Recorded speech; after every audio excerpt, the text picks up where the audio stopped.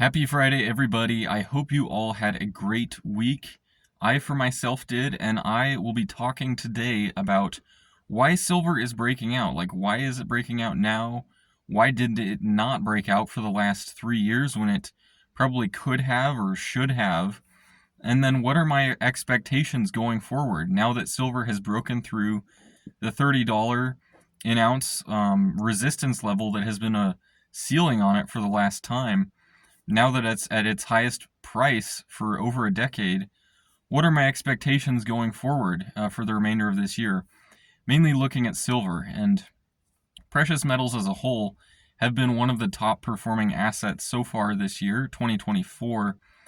We're only a little over 5 months through the year, and yet, or not even 5 months through the year, and gold is up some 20%, if not more. Silver's up more than that, probably 30-40%, depending on, when you look at the beginning of its current move or not. The miners are also up more than that, even, although not as much as they typically outperform the metals. But bottom line is, even though the sector still is very unloved, amazingly, it just doesn't get much attention in the financial media out there, and there might be some reasons behind that, but, it's still a very top performing asset this year. Now, of course, it went through 3 years of just, beating a dead horse and basically driving everybody away from the precious metals as a whole.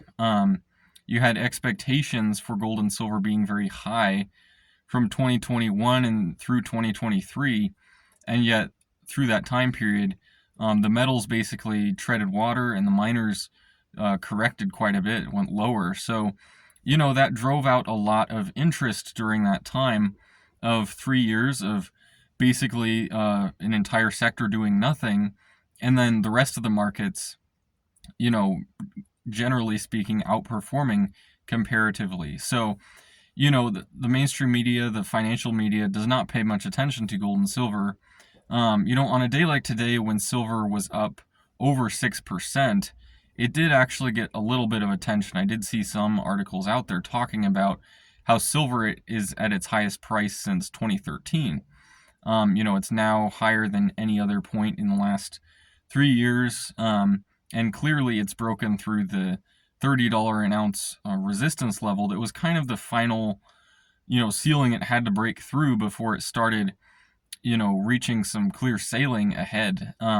Or just before you could expect to see some major moves in silver. It had to really break through that $30 an ounce ceiling that had just repeatedly rejected prior breakouts in silver. So, from a sentiment perspective, from a positioning perspective, it oftentimes takes a really long time. In this case, silver, it took 3 years of basically bouncing around inside of a trading range between $17 an ounce and $30 an ounce before it finally broke out to the upside. And of course, during that consolidation time, you had a lot of people being skeptical, throwing in the towel.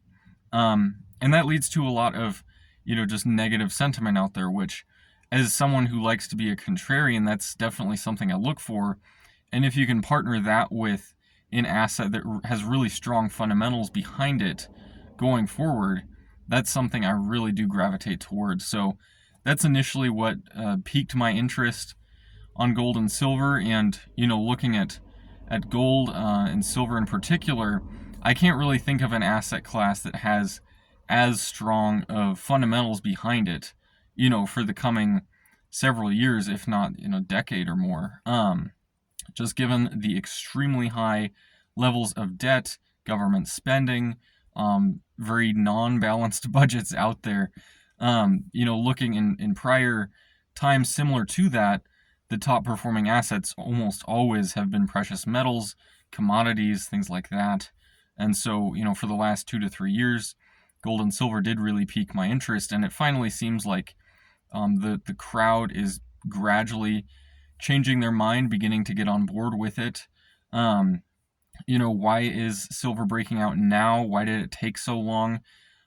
Perhaps it just had to do with the time needed to really work through all of the just pessimism out there and, And frankly, sometimes markets just need to reach a breaking point of sorts. For silver, oftentimes, and gold as well, there's the question that arises of, oh, are central banks manipulating this market? And I talked about this maybe a month ago, basically pointing out how in December of last year, just 6 months ago or so, JP Morgan actually flew to China and talked with central bankers in China regarding gold, potentially silver as well. They said precious metals, so I assume gold and silver.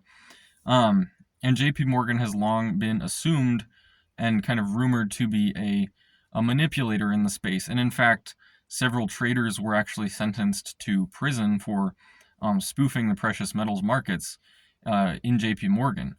JP Morgan was fined tens of millions of dollars for doing that. And that was kind of swept under the rug at the time by the financial media, but it still happened. JP Morgan was found guilty of manipulating gold and silver, at least to a certain extent. Now, to what extent it actually is out there in the market, I don't know.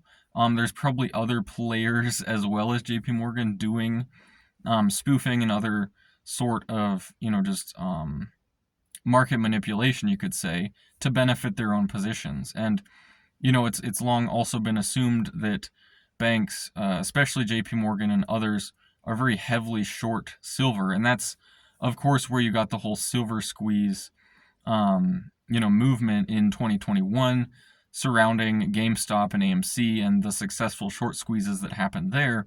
Suddenly, people started looking at silver, saying, "Okay, if we could actually squeeze this physical silver market, force the commodities exchange, papered over market to actually reflect the underlying price of the physical metal, we could actually squeeze some big banks like JP Morgan and others who are massively short the commodity of silver because, if their short positions are as big as some have calculated, upwards of billions of dollars, these banks could be way underwater if silver were to massively squeeze.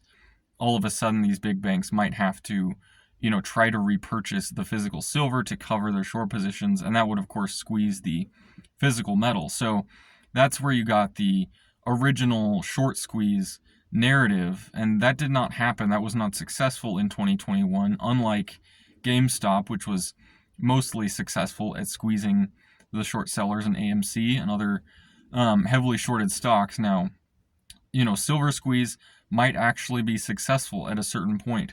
For example, right now, if assuming there's still heavy short interest in the physical silver market, which maybe there is probably not as high as it was in prior years, but let's just assume that some of these banks are still heavily short.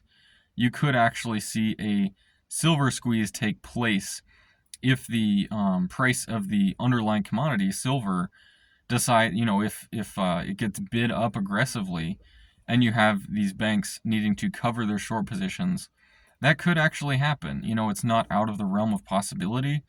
How likely is that in my mind? It's not something I'm banking on. That's not something where I get my $50 an ounce price target for silver for this year.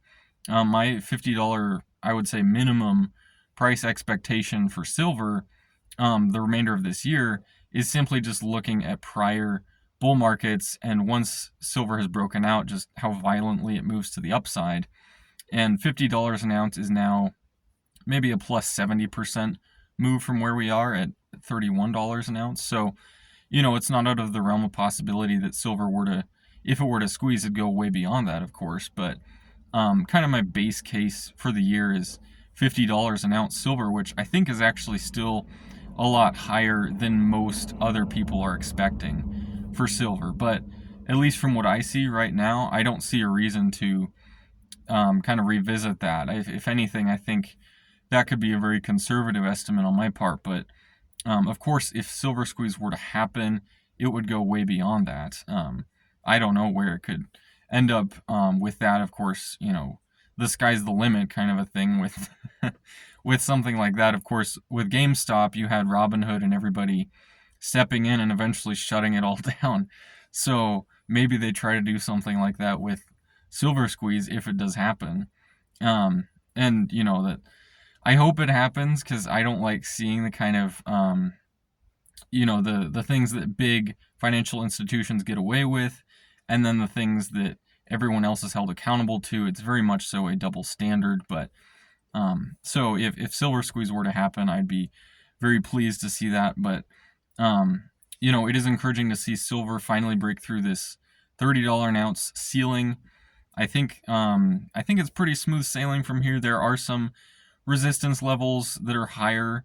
There's the $34 an ounce area where there is some gaps that could be filled from a decade ago or something like that. But looking back in 2009, 2010 when silver was really breaking out, it was pretty quick once it broke through the 30 area before it flew up to $60 an ounce. So I mean, it's a very volatile commodity once it finally does go. But all that being said, I would like to know what you think about the precious metals markets, silver, in the comment section below. Subscribe, like this video if you haven't already. If you enjoyed it, I thank you, thank you so much for watching, and